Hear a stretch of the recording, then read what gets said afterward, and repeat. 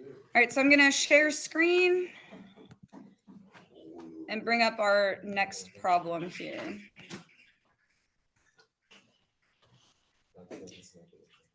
All right, so we did problem 1 last time. We're going to do problem 2. All right, so can you all look up here so that we can go through this together? Because this is really nice. It animates it for us, although this computer is being very slow today. All right, there we go. It should just play. All right, so do you see that? Cool. Yeah, it animates it. Because if I just give you a problem written on a piece of paper, I didn't know if you knew this, but paper isn't animated and it's not going to move on your paper. Okay, we're not at Hogwarts. I know, right? Did you all say, Okay, so what is happening to the distance of the boat to the dock and like the amount of it's short decreasing, right? So our rates are going to be negative. Perfect. Okay, everybody listen. Now, is the dock growing? Is this a magical growing dock? No, that would be cool. But that is constant. They called this X and they called this R for rope. You could change it to Y if you want. I'm going to just go with this because it's what's, in the picture. So let's read here. The winch, that's this thing on the top of the dock, is reeling at a rope at 2 feet per second, but we're going to put not 2, but -2. There we go. Again, because it's decreasing. How fast, that's your question mark, is the boat moving when the rope is, and we're just going to do the first one, 45 feet out. Okay, so let me stop sharing and we're going to go through our steps here. What are we going to draw on our paper? Triangle. Perfect. Go ahead and draw yourself a right triangle. Beautiful. Now, anything that is constant, you can label in your picture. So the dock being 20 feet high, you can label that as 20. The other dimensions, again, I'm going to call that X and that R just to go with what they had in the little animation. R was for rope. That's what it stood for. You can call those whatever you want, but they have to be variables because they are changing. They are not constant. Okay. So the rope was being pulled in. How will we label that? How the rope is changing when I make my little list of information? Perfect. DRDT, it's negative, and it was 2 feet per second. Now, this is the boat out here. And then, this is the water, if you want, just, or do you have an imagination? Yeah. Okay, use that. Use your imagination. So the question mark was, how fast is the boat moving? That's a rate. How will we label that? If it's how fast is the boat moving, dx dt is our question mark, and it should come out negative. I always give myself a little note if my result should be positive or negative, because then at the end I can check and see if that made sense. Now, again, this is not everything everywhere all at once. You have to pause at a certain moment. You can't talk about all times at the same time. So we were going to pause when there are 45 feet of rope out. So we're going to pause at the moment that R is 45. Because the problem said so. It was in that little animation. Yeah, sorry, I can't have them both on the screen at the same time, so I'm sorry. But yeah, the problem just said that. So now we need a relationship between the variables. It's going to be what? Good. So 20 squared plus x squared equals r squared. Why don't we just put 45 squared instead of r squared? Because you have to take, that is an excellent question. Did everyone hear that question? Yes. Don't plug in until you do some calculus. Have we done any calculus yet? No. And honestly, the only step that is calculus is taking a derivative. Do not plug anything in until you do your calculus. Okay, so what is our derivative of 20 squared? Perfect. Can't trick you guys. All right, that's constant. X squared, that would be 2x dx dt. Every single variable is with respect to time, right? Equals, and then this side will be 2r dr dt. And I would just cancel out the 2's. That's personal preference, but I mean, why not? Just get rid of them. I say cancel. Potato, potato. All right, now we're going to plug in. Do we have x? No, that's fine. We'll come back to it. That's going to be what I call a margin problem. That's hey, we're just going to do that off to the side. That's not part of our main event. That's we'll just do that off to the side. All right, dx dt is the thing we're trying to find. And then over here, r is 45. and dr dt is -2.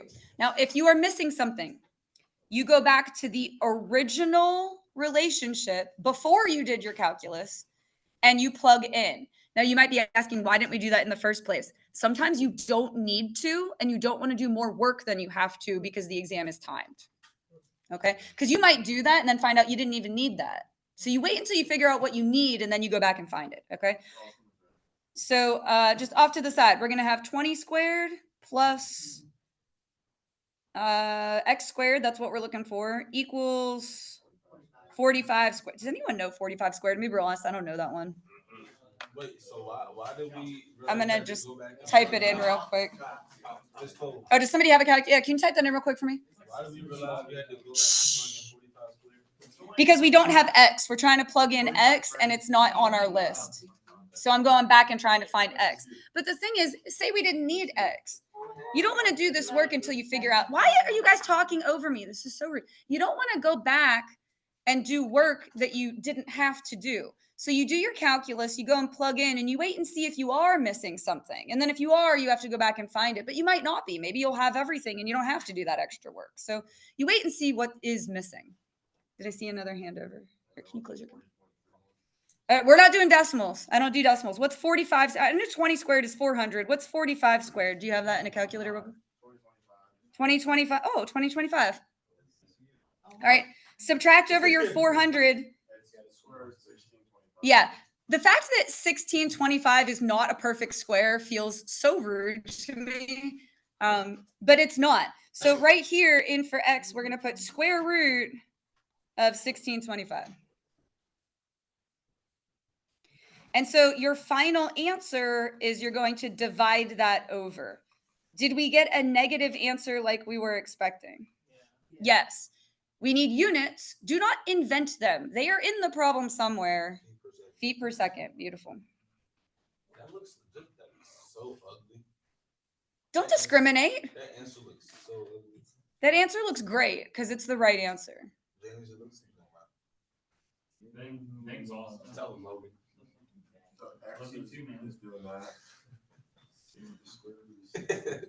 So what we found is the boat is moving towards the dock at that rate. And the reason it's negative is because the distance between the boat and the dock is decreasing. And the animation, the boat didn't start tipping. So? It's fake. I didn't say it was real. And if you want to do those kinds of questions, you can go to a physics classroom. This is calculus. We are going to only do the math portion. We don't do wind speed and friction or whatever else you do. You can leave here and go to physics if you want that, okay? They don't do that. Oh, they don't do that. Oh, okay. Well, all right. Shh. All right, enough. I'm glad you guys are engaging with the problem, though. All right, I'm going to share my screen and we'll go to the next one.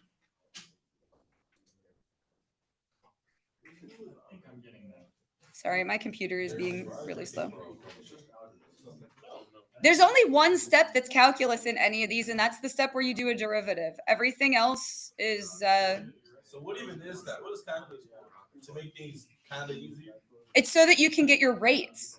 It's the motion. Calculus is the study of change, rates of change, slope, all of that. And then when we switch over to integrals, it's the study of accumulation. You accumulate. Remember Riemann sums, rectangles and things? You're accumulating. All right. Shh. Be shush. Oh, it's an ad. Hold on. Someone sing the Jeopardy song.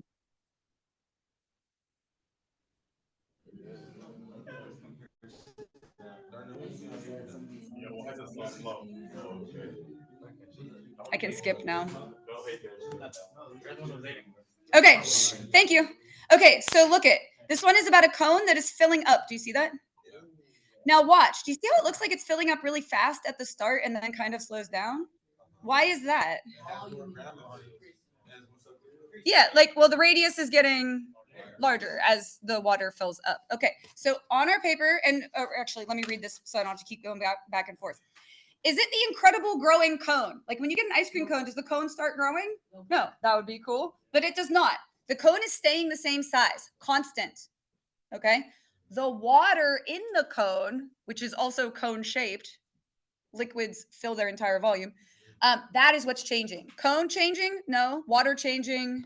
Yes. Okay. So what is the height and radius of the cone? It says it on here. Height is 16, radius is 4. Not changing. We're going to be able to label that in our picture. It is filling up at, and look, it's kind of small, so I'll read it to you if you're in the back.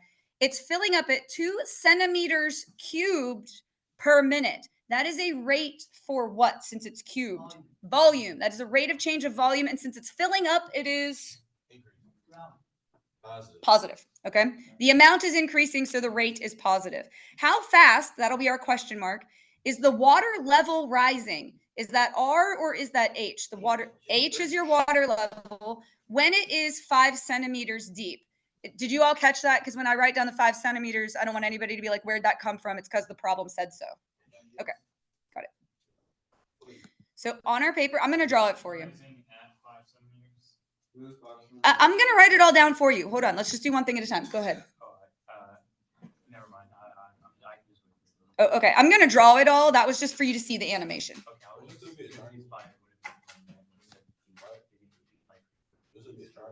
Yeah, we're gonna write it all out. I'm gonna probably answer your question. If I don't, then just ask me again. All right, so go ahead and draw a cone to the best of your ability.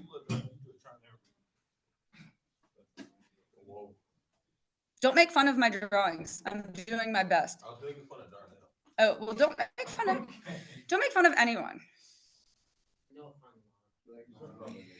Okay, so the height of the cone was 16 centimeters. And the radius was 4 centimeters, I think. I have it written down. I want to look at. Yes. Okay. That's not changing. It's not a magical growing cone, right?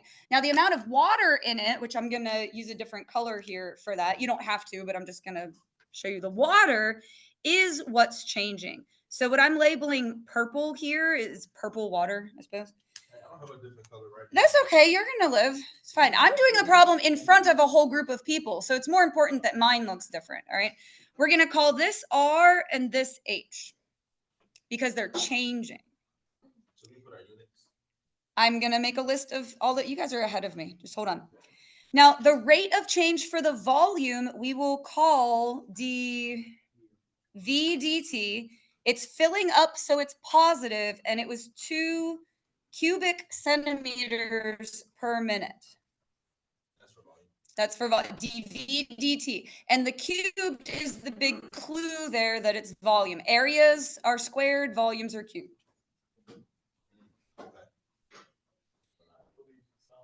Now we want the rate of change, so it's going to be something dt of the water level. dHdt is our question mark, and should it be positive or negative? That's good because it's filling up, increasing. So positive rate. At the moment when the height is 5 centimeters. Again, you can't do all times at once. You have to pause at a certain moment. All right. Does anyone know the volume of a cone? No. There's a good 1/3. There's a pi in it. Does that help? R squared. We got there. See, I pulled it out of you. Nice.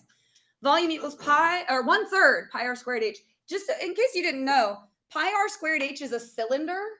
If you do 1/3 of it, like 3 cones will fit inside of a cylinder.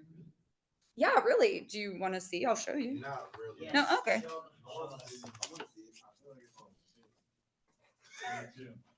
Do you see how this is a cylinder?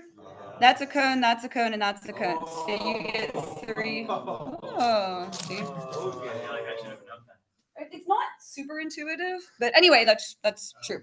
Now, here's my big pep talk, because you're not going to like this. And your feelings are valid, and you're allowed to express your frustration at me. I am the only one here. I can take it. It's okay. What we are going to do is a whole big lot of algebra. Okay? You'll be all right. I'm going to walk you through it. The longer you grow and the less time you have to work on your classwork, and then you might end up having homework. So let's focus. Okay? Do you see how in here there's an R and there is an H? Do we have any information about R? We must get rid of R.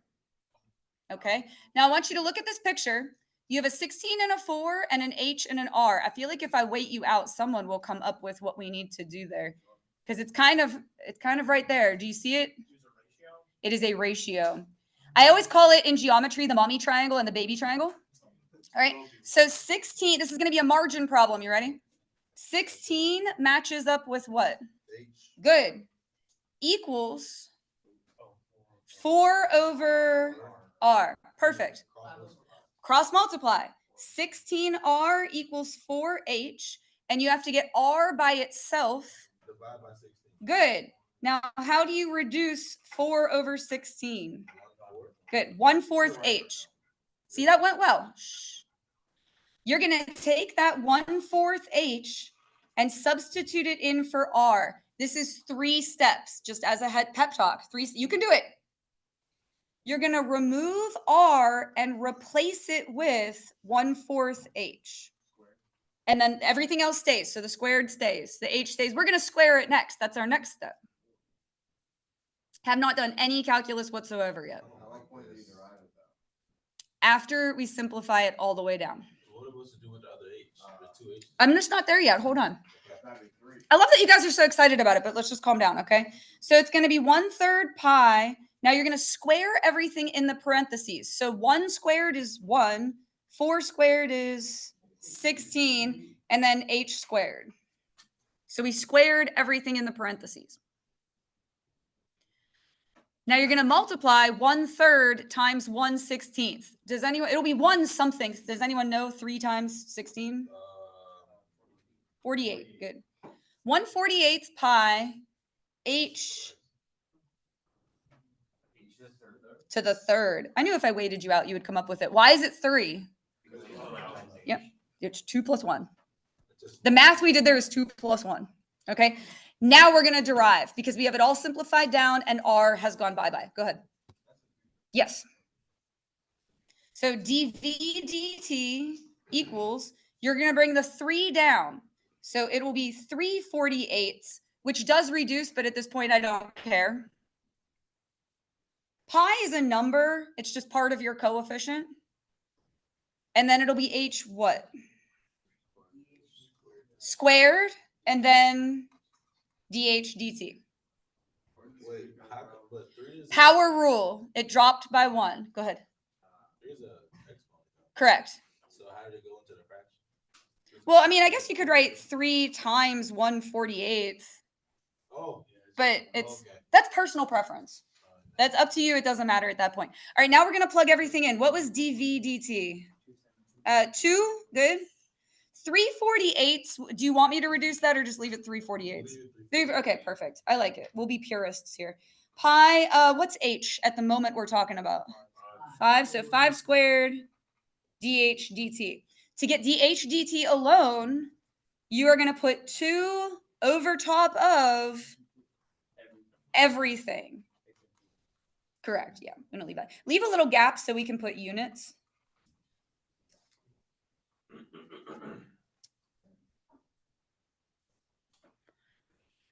Now, the units given in the problem are centimeters cubed per minute, but that's because that was a volume. We're just talking about a height of water. So this one will only be centimeters per minute.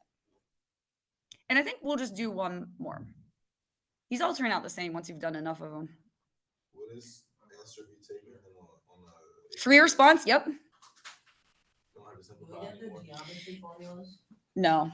Oh. However, typically cones and spheres, they'll give them to you in the problem. It'll be like you don't get a formula sheet, but it's embedded in the problem. Circles, they expect you to know those. So just real quick, what's the area of a circle?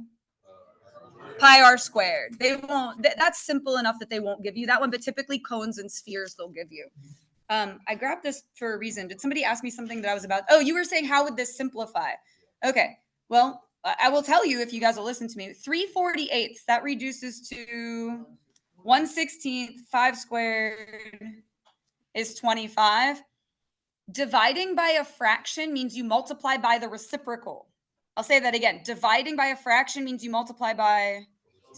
So 2 times 16 is 32. So it would be 32 over 25 pi is how that would simplify down. But again, and we've talked about this. I feel like if you got here and you looked at A, B, C, and D, you could feel your way towards the correct one. Do you get, like, if you get close enough, you can probably guess it at that point, is what I feel. Right. We'll do one more. Share screen again. What? Wait.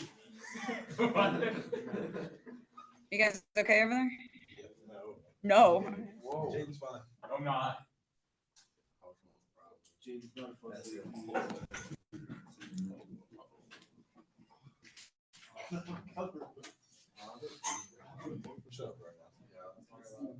All right, you guys ready? Here's the next one.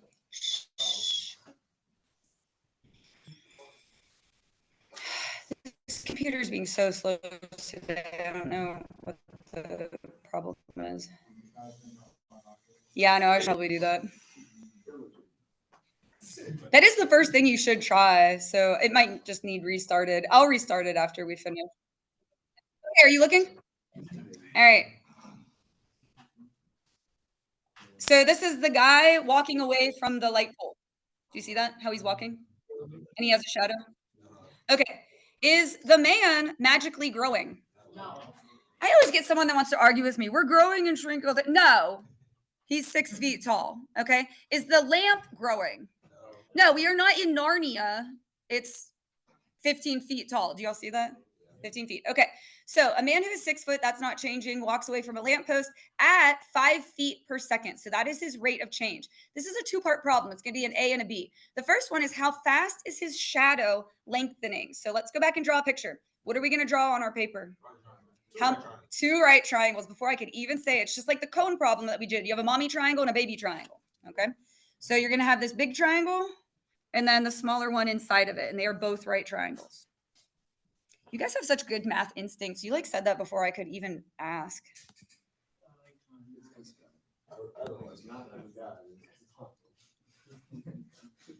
All right. So the man was 6 feet tall. The lamppost was 15 feet tall. Those aren't changing. They aren't magic. Okay.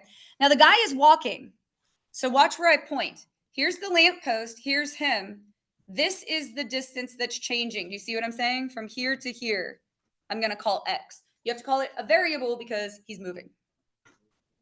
So how will I label his rate of change? Yeah, dx dt. Is it going to be positive or negative? He's walking away from the lamppost. Good. Positive, because that distance is increasing. Good vocabulary. I think he was walking at 5 feet per second. He's booking. We want to know how fast is the shadow lengthening. So this is his shadow. I'm going to call that y. And what is our question mark value? Yep, dy dt, and it should be positive. They even said lengthening in the problem. Wait, how is that y? Oh, this is, see, I didn't draw, like, imagine, use your imagination of the video. This is the guy, this is the lamppost. He's walking that direction, and this is his shadow. Like if there's a lamp behind me, my shadow is going to go that way. Okay. We're all good. All right. We need a relationship between the variables. It's going to be your mommy triangle and baby triangle. 15, and I'm going to call this part A because this is a two-part problem. 15 matches up with 6. Good. Equals, now let's see who gets this. It needs to be the entire distance. X plus Y over, and then the small one is just Y. Good. Oh, did I answer your question? No, I know. Oh, okay. Okay. Yes. Yeah, so it's the big triangle and the small triangle. So 15 matches up with 6. And then for the other side, the big, I need to get a different document camera. They're a ratio. Yeah. I understand that. Yeah, so X plus Y is this whole distance and then over Y. Okay, so when we cross multiply, we're going to get 15Y equals, good, it's 6 times X plus Y. So what do you have to do with the 6? Yeah, good, 6X plus 6Y. Now, here's my suggestion. You would need to get, well, I guess you don't need to, but it's going to simplify things if you combine like terms. So if we subtract over the 6Y, that's going to be 9Y equals 6X. This is going to be the easiest derivative you ever took. It's going to be 9 dy dt equals 6 dx dt. Ha ha ha ha. That's really funny. And then we're going to plug in. We want dy dt. What is dx dt? 5. He was walking at 5 feet per second. Divide by 9. This one we are going to simplify down because when we do part B, we're going to need this number. So we are going to simplify it. 6 times 5, 30 divided by 9 would reduce to 10/3 feet per second. Thank you for letting me finish my thought. Go ahead. Okay. 10/3. Oh, why do we have to simplify this again? Because when we do part B, we're going to need that number. So I want it to look pretty so that when I reuse it, I've got it there. I'm going to tell you that in 1 second. Oh.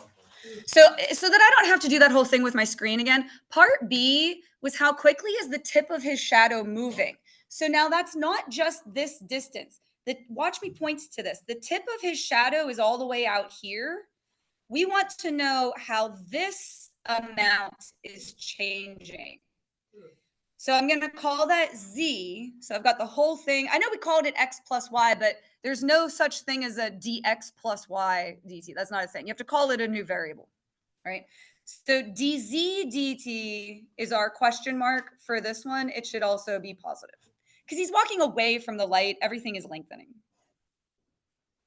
or moving in the positive direction. So we're going to set up our ratio again. 15/6 equals what? Z over Y. Good job. The mommy triangle and the baby triangle. We're going to cross multiply. And easiest derivative you've ever taken. It'll be 15 dy dt equals 6 dz dt. Z over Y. Mm-hmm. So what was our dy dt? 10/3. See, that's why I made it look pretty, is because I knew I was going to need to reuse it. You need that part to answer the next part. Problems like this where we always just go ahead and simplify instead of figuring out later. Usually I wait. I don't do any work until I know I need to. But I've taught this lesson, like 15 times. So I knew it was going to turn out that way. So I just told you. But I typically, and like if I was taking the AP exam, I don't do any work until I realize I need that work because it is timed and you don't want to do 5 minutes worth of work on a problem and then find out you didn't even need that. That's going to be frustrating, you know? All right. And then you would divide by 6. Here, we'll simplify this. 15 divided by 3. 5 times 10, 50. And then you would divide over the 6. So what is that? 25/3 feet per second.